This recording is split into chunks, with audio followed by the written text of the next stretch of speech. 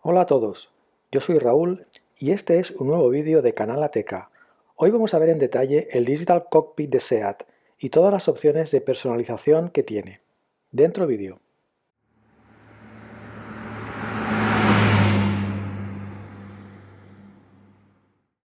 En uno de mis vídeos anteriores dedicado al interior del Ateca, os prometí que haría un vídeo dedicado al Digital Cockpit, ya que hay tanto que explicar que no había tiempo suficiente para hablar de él en un vídeo genérico del interior.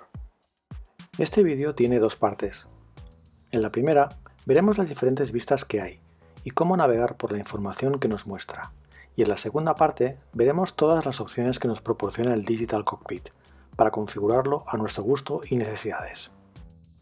El Digital Cockpit es un cuadro de instrumentos digital con una pantalla TFT en color de alta resolución y que tiene este aspecto la primera vez que accedemos a él.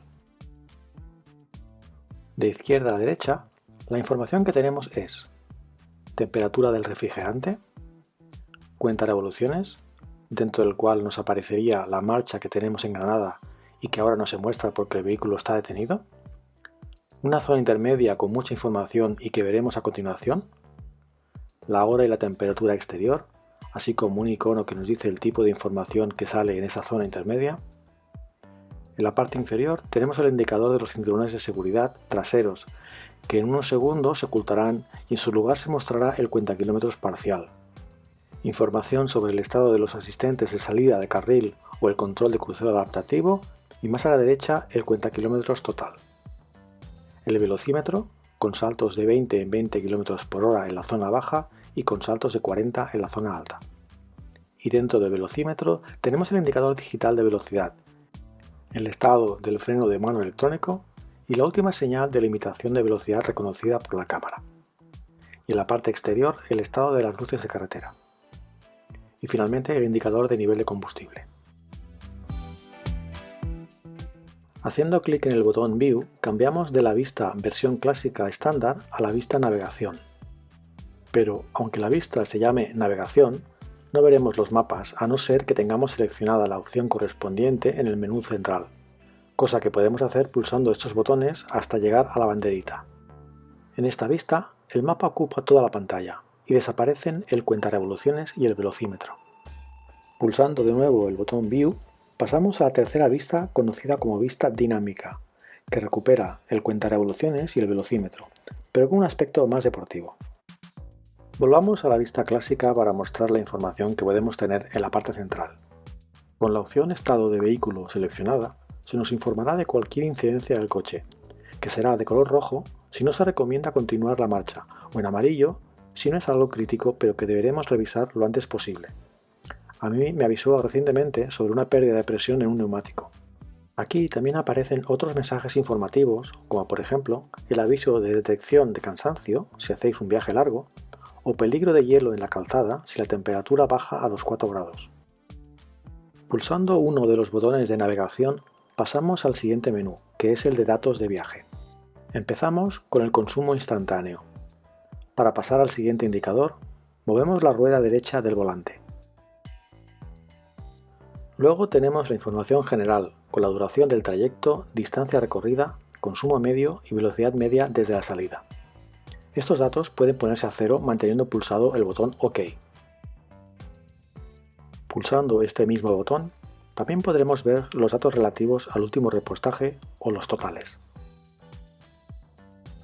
Lo siguiente es la autonomía, es decir, la estimación de los kilómetros que podremos hacer en función del consumo medio desde el último repostaje. Manteniendo pulsado el botón de OK durante 4 segundos, accederemos al menú de servicio. En este menú podremos ver información relativa a la próxima inspección del coche, reiniciar el servicio de aceite, reiniciar el indicador de intervalos de servicio, reiniciar los datos de viaje, ver las letras distintivas del motor o ajustar la hora.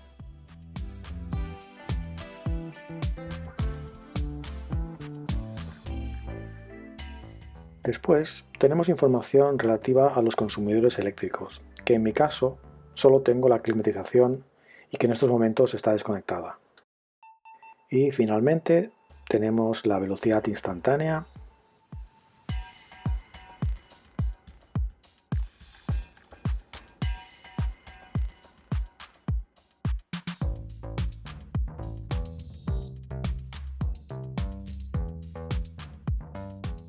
la temperatura del aceite y el cuentakilómetros parcial, que puede ponerse a 0 manteniendo pulsado el botón de OK.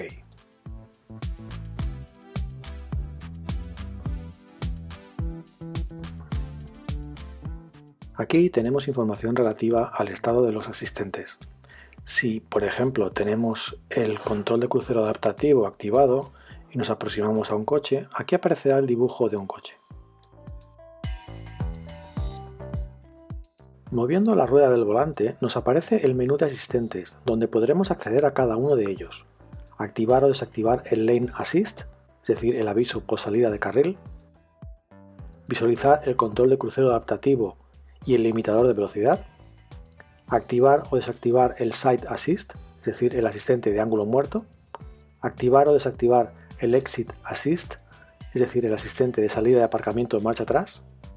Y por último, activar o desactivar el Front Assist, que es la frenada de emergencia. También podemos ver el mapa del navegador en la parte central con las indicaciones correspondientes. Y con la rueda del volante podemos hacer zoom sobre el mapa y pulsando OK volvemos a la vista original.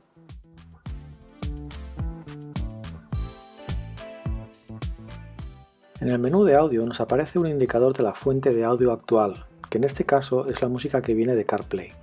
Una vez más, moviendo la rueda del volante, entramos en el menú para seleccionar la fuente, que, aparte de CarPlay o Android Auto, puede ser audio por Bluetooth, MyMedia, es decir, música conectada a través de un puerto USB, la radio online, que en mi caso todavía no he conseguido que funcione, y la radio FM. Si pulsamos OK sobre radio, podemos movernos por las diferentes emisoras, y con OK seleccionamos la que queramos. El siguiente perfil es el de la telefonía. En mi caso, al tener CarPlay, solo pueden hacerse llamadas a través de este. Si en lugar de CarPlay o Android Auto simplemente tuviera el teléfono enlazado por Bluetooth, desde aquí podríamos seleccionar la persona de nuestra agenda a la que queremos llamar. Pasemos ahora a la segunda parte del vídeo, donde vamos a ver cómo personalizar la información adicional que queremos en nuestro cockpit. Para ello, iremos al menú de configuración del sistema de infoentretenimiento, haremos clic en el icono del coche y seleccionaremos Digital Cockpit. La vista que viene por defecto es la clásica. En esta vista no se muestra ninguna información adicional. Para poder visualizar esa información adicional, tendremos que seleccionar alguna de las 3 vistas disponibles. Muchos de los indicadores que podemos ver en la parte central del cockpit también los podemos situar en la parte izquierda o derecha, pero hay otros indicadores que solo están disponibles aquí, como por ejemplo la brújula, la altitud o el acelerómetro.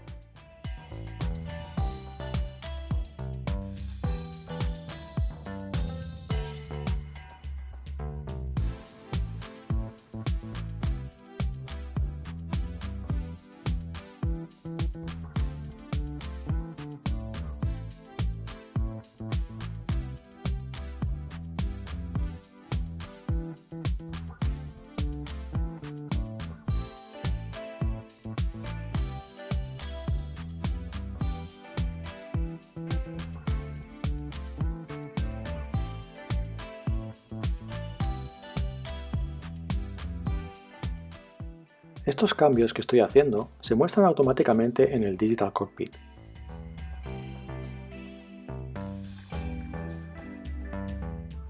Pero para que el cambio sea permanente, deberemos mantener pulsado el botón de la vista correspondiente. La verdad es que va muy bien poder tener esta información adicional, pero cuando uso la vista de navegación normalmente la quito, porque si no, el mapa se recorta por los lados y queda un poco feo. Cambiar la vista a través de este menú, sobre todo si estamos conduciendo, puede ser un poco incómodo. Por eso, hay otra manera de hacerlo desde el volante. El mismo botón View, que sirve para cambiar la vista del Digital Cockpit, si lo mantenemos pulsado, nos mostrará un menú para seleccionar el perfil. Y para acabar, os explicaré en qué consiste el perfil de vista automático. La verdad es que este perfil me costó entender para qué servía, pues cuando lo seleccionaba no cambiaba nada. La explicación era que siempre que entraba en este menú tenía activado el perfil de conducción normal, y con este perfil el modo automático no muestra nada. Solo lo hace cuando cambiamos a modo Eco o modo Sport. En el modo automático, el sistema decide qué información es la más relevante para ti en función del perfil de conducción.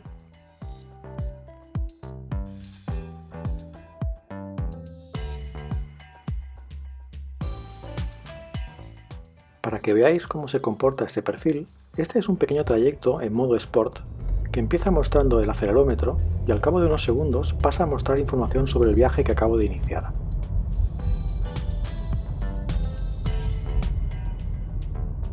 He estado investigando un poco, pero no he podido encontrar información sobre la lógica que sigue el sistema. Si tú la conoces, te agradecería que la compartieras con nosotros en la sección de comentarios. Y ya para acabar, esta es la información que muestra el Digital Cockpit cuando apagamos el coche.